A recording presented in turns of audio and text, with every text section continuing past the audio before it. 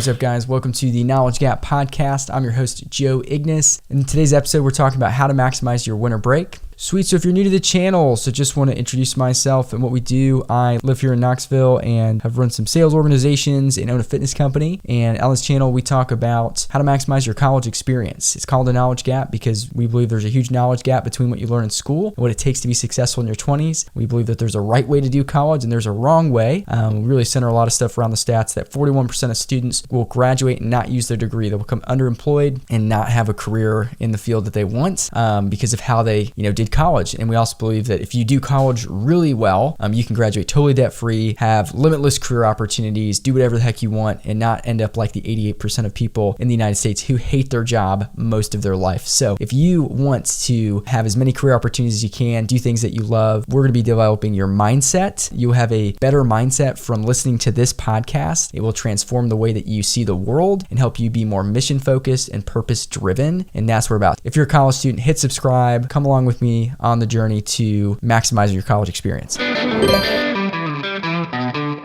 right, awesome. I'm so excited to talk about this week. Always how we start a podcast, we talk about a self-destructive behavior that is the opposite of the advice that I'm going to be talking about, how to maximize your time. And that is basically just being unintentional. Most people, their entire life, live unintentionally, uninspired. They're just doing things. I call them duds. Disinterested, uninspired doers. They're just doing things. They don't know why they're floating. And if you're in this category, that's okay. Everybody kind of starts in this category of being a dud or not sure what they're doing or being uninspired. And again, that's what this whole podcast is about, is helping you figure out what the heck that you want. And if you'll do some of the strategies that we'll talk about here in a second, it will help you figure those things out. And that's the goal here, right? And the reason I'm talking about unintentionality is I just remember back being every time you'd have a winter break or a summer break, you could probably relate that you would stop your good schedule of waking up at the same time. You would do less sports. You'd probably, if anything like me, being a young guy, you'd be doing Skyrim. You'd be doing all sorts of video games, lounging around the couch, kind of was wasting a lot of time. And when you do things like that in adulthood, it really can hurt your trajectory and lower your potential in life. And a lot of people do them. And so I'm not saying never have fun. You got to have some fun, and the winter break is a great recharge time, but it can be recharging in one way where it gets you really off track, which is like sort of like a fallacy, right? It's like, oh, I should just like be lazy. And then when I come back to school or I come back to normal life, I'm going to be really productive. It's like, that's not how it's going to be. You've got to keep some sort of semblance of structure and productivity to your break and plan for your year. Because this is probably the only time that you don't have really urgent things happening all the time, right? And so if you're unintentional with your unurgent time and unurgent tasks, they'll never get done, right? You might end up like some of these people from this video of people who are 75 and are talking about what their greatest regrets are. Well, I guess technically they're in their 60s and 70s. So listen to a couple. I can't say I have any regrets. That my mother didn't live long enough for me to take her to Paris. Probably not having spent more time with my parents, but they weren't here. Being frightened of so many things when I was younger. I think that one's great. So being frightened a lot, right? So people regret that. No to things has a ripple effect in my life. That I didn't get sober sooner. For not knowing when I was younger what I know now. Trusting people too much and too long when they've let me down a few times. I regret my career choices early in life. Not having finished a novel at this point. I regret not joining the Peace Corps when I graduated from college. Not having followed my dream to be an entertainer when I was younger. I do regret that I didn't think I'd be a good parent. I needed to be in a position where I had to file for divorce because I think that affected my daughter greatly. I think that was the only choice I had, but somehow I wish that could have been different. All right, so that's a lot of things. That's almost a little depressing to listen to in some ways, but it is the reality. But at some points, there's gonna be things that we regret and maybe we can't change them. But when we're young, we have the ability and we have time. It's like we want to maximize what you're doing because the one thing you don't get back is your time and your seconds. You're not gonna be able to trade those back in for anything. So are you trading them in for things that you really care about right now, right? Are you trading in for things that are a waste of time? I'm not saying don't have any fun, but I'm just saying be more intentional with your fun, right? So if you're gonna go play a video game, go play with your little brother. brother, right? Spend some time, build a memory with him. If you're going to go and do something that you love, bring one of your best friends with you if you can, or bring your spouse if you're married at this age, or if you have a girlfriend, right? Spend time with your parents, right? So be intentional with your time, with what you're doing. There's lots of ways you can be intentional, do things that you love, and feel more productive and better overall than just being unintentional and kind of floating through and letting things happen, right? Two types of people in life: you make stuff happen, or you allow things to happen to you. Which one do you want to be? And I know that I want to be the kind of person who makes things happen in life. And what's really interesting about that is when you're intentional with your time, you can do things that most people think are impossible. So if you want to be more inspired and do big things, it's where you spend your time, right? So did you know that it takes 150 hours of practicing at the guitar to become proficient at it? And did you know that the average college student spends 8 to 10 hours a day on their phone, ingesting like something social media wise or watching a video? So 8 to 10 hours a day. Let's say you halved that and you did 4 to 5 hours a day on your phone. How long would it take to learn the guitar? It'd take you 1 month. If you're an intentional college student and you had the goal of wanting to learn the guitar, and you basically were able to get rid of your phone and put that thing away half as much of the time, you would actually accomplish that goal in 1 month and you would be proficient. How would it feel to be able to say that you learned the guitar, you can play? How much more joy would you get from, life, being able to like play and sing and do things like that, right? So you can insert whatever task or goal that you have. If you're intentional with your time, you're going to get there a lot quicker than you think. And that kind of rolls into like goal setting and some of the things that we're going to talk about with maximizing your winter break. If you're somebody who is really interested in this, I encourage you to do this thing called a time audit. If you've never done a time audit, basically the idea is that you go look back through the week and see where you spent your time in 15-minute increments from 6 a.m. to 12 midnight every day for 7 days. And if you're really interested in that, and if you actually do that, DM me on Instagram at the Knowledge Gap Podcast, and I have no problem and would be excited to go over that with you and help you set some goals. So just let me know on there. Oh, by the way, quick announcement. I was thinking about doing a book club, so I just want you to comment below if you think the idea of doing like a book club and like a Zoom discussion, like once a week, once a month, how often, if that would be cool, what kind of books you might want to be interested in. I want to create a community where people are interacting with each other and growing from it. So what do you think about a book club? Oh, last but not least, I have created a weekly email newsletter, which is actually cool because you can keep up with the good news of the podcast and how many views we're getting, how we're growing, and some awesome things that are happening about the podcast and what we're doing outside, doing some speaking events. So I need you guys to go in the description, click on the link that says joeignace.com/subscribe, because I have like an official website called joeignace.com, which you should also check. But hit subscribe, fill out your email, and go into your email and hit confirm when it sends you a confirmation email so I can interact with you guys more often and you can get the most out of this podcast. Okay, sweet. So now we're talking about how to maximize your winter break. And the winter break, if done well, right, is going to be productive, recharging, intentional, and it's going to give you a really solid perspective for the next year, and you're not going to feel unmotivated. I hear so many people talk about how they're not motivated at the end of a semester or in a summer or anything like that. And if you're not motivated, I hate to say this to you, but it's basically at some point your fault because you have not planned. It's basically your fault. So you haven't planned well enough to have your year that excites you, right? And if you think through your year in a way, you can accomplish everything you want to accomplish that you really didn't even think you had time for, right? With proper planning. And you're going to feel really, really good at the end of the next year. And that's how I want you to feel. I don't want you to feel bad about your year, right? Sort of this process that we're going to really talk about is having a process. So the winter break is where you create your process for growth of the next year. It's not a results-based thing. If you're growing, you're going in the right direction.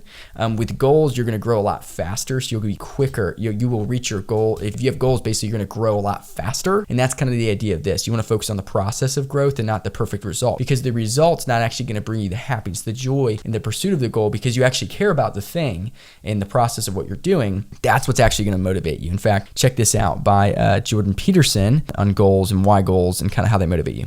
You experience positive motivation in relationship to a goal, not from attaining the goal. That's satisfaction. And besides, it's fleeting. You know perfectly well. You graduate from university, poof, next day you have a problem, which is what do you do next? And that's a tough problem. It's not like you've solved your problems by winning that game. You just introduced the problem of having to introduce another game. So it's unreliable as a source of positive emotion, but what's reliable is you set a goal and you try to attain it. And then that gives your life, that literally provides your life with meaning. Right. So he's talking about like goals, right? They give you a positive motivation. So if you don't feel motivated, it's probably because you don't have goals. You haven't thought about it. You haven't set goals. You're spending 8 to 10 hours on your phone, right?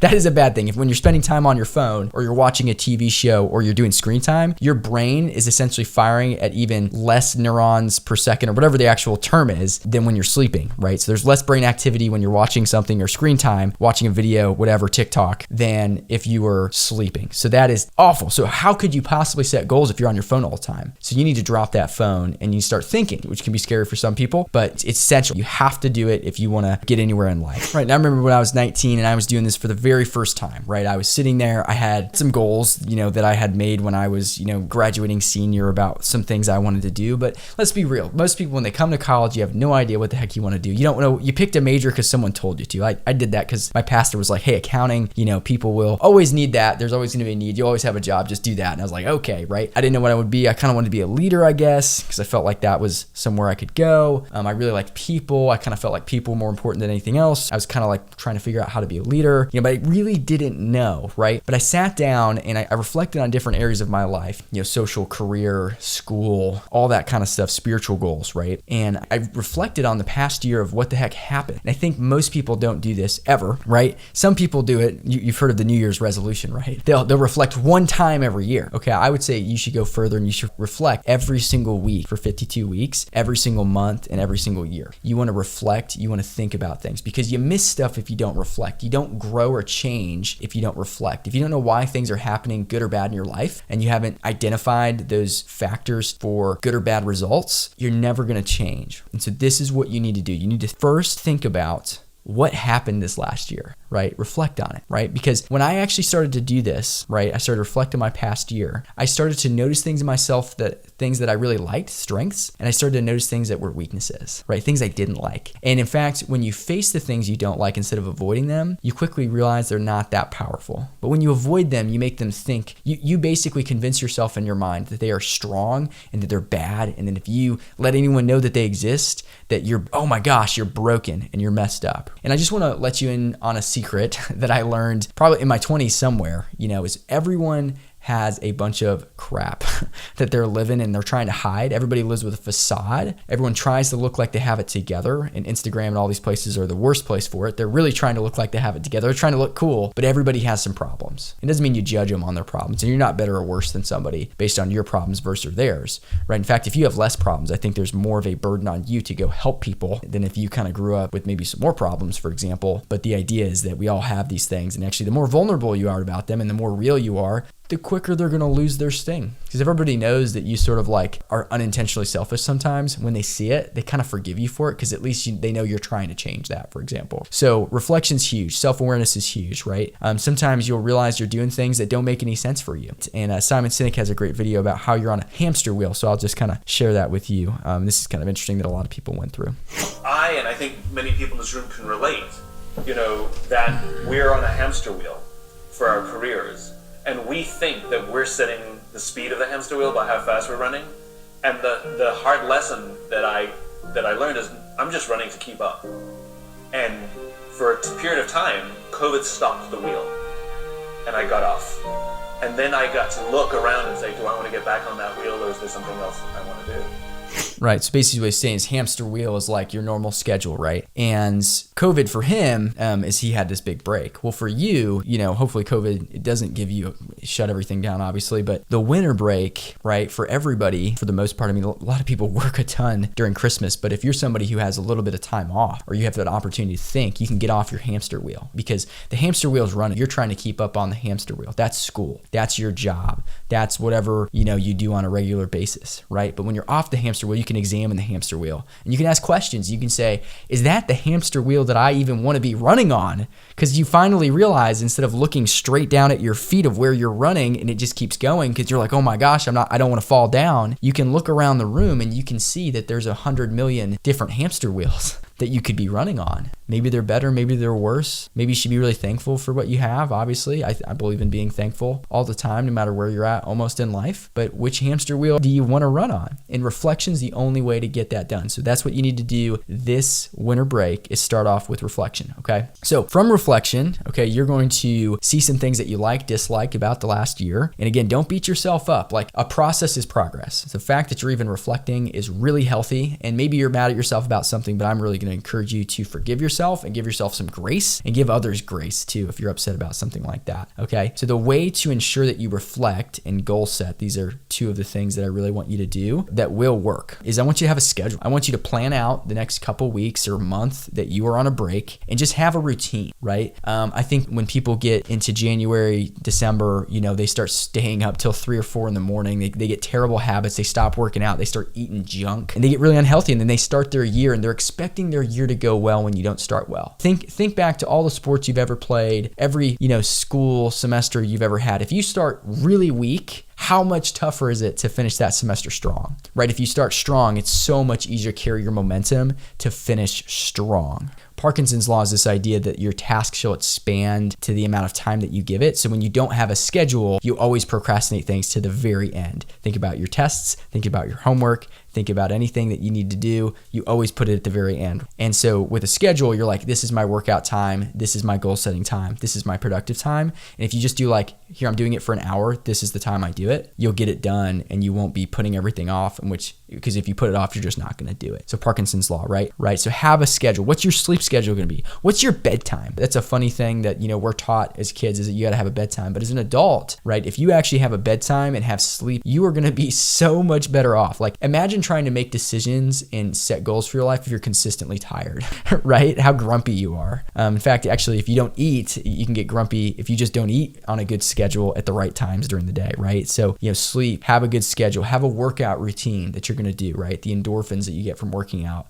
keeps you consistent. And the biggest reason people hate their jobs or fall into jobs that they hate, right, is they're not being intentional with their time. They're not intentional with their attitude. People regret stuff when they're not intentional. And so that's again, the whole point of this. So have a schedule, reflect on what's happened this past year. And that reflection, right, when you have that schedule and you've got this carved out reflection time, then you can ensure some goal setting, right? Because once you've reflected on what you didn't like, now you can think, well, what about next year? You can start dreaming a little bit. And that's the fun. That's the beauty of this. Like, the hard part's looking back, right? The fun part's looking forward, right? And all of it comes down to being present with your schedule. So set goals for the next year. So that's the idea, right? So when you're setting these goals, it's got to be specific. You want it to be attainable. So these are SMART goals, right? Specific, attainable, measurable. That's the M there. SMART, measurable, realistic. And you want to have a timetable for it. So that way you having a deadline, right? Because again, Parkinson's law is this idea that if there's unlimited time to do it, you'll wait to the end. So if your whole life, right, if you have 75 years on the earth and you're like, oh, I'll do it eventually, right? You're going to wait to the end of your life, and you're going to wait to a point and then you can't do it.